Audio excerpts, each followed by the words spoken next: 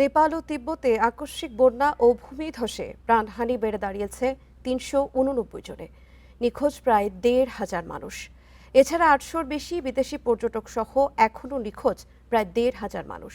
তাদের মধ্যে ভারতের ২৮৮, যুক্তরাষ্ট্রের ৯০, মালয়েশিয়ার ৫৫, ইউক্রেনের ৫৩, অস্ট্রেলিয়ার ৩৫ এবং যুক্তরাজ্যের ৩৩ জন ছাড়াও রয়েছে অন্যান্য দেশের নাগরিক।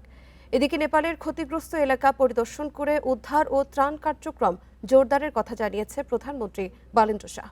তিনি জানান, সেনাবাহিনী, সশস্ত্র পুলিশ ও জাতীয় পুলিশের ১৩,০০০-এর বেশি সদস্য অনুসন্ধান অভিযানে অংশ নিচ্ছেন। একদিনে ৬৯টি ফ্লাইটে ৫৩৭ জনকে উদ্ধার করা হয়েছে। অন্যদিকে ইউনিসেফ জানিয়েছে, বন্যায় নেপালের ১৭,০০০-এর বেশি শিশু জরুরি মানবিক সহায়তার প্রয়োজনের মধ্যে রয়েছে।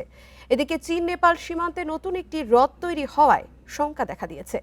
চীনের পানি সম্পদ মন্ত্রণালয় বলছে, বৃষ্টিপাত অব্যাহত থাকলে আগামী ৩ দিনের মধ্যে হ্রদের তীর ভেঙে ফের বন্যার ঝুঁকি তৈরি করছে।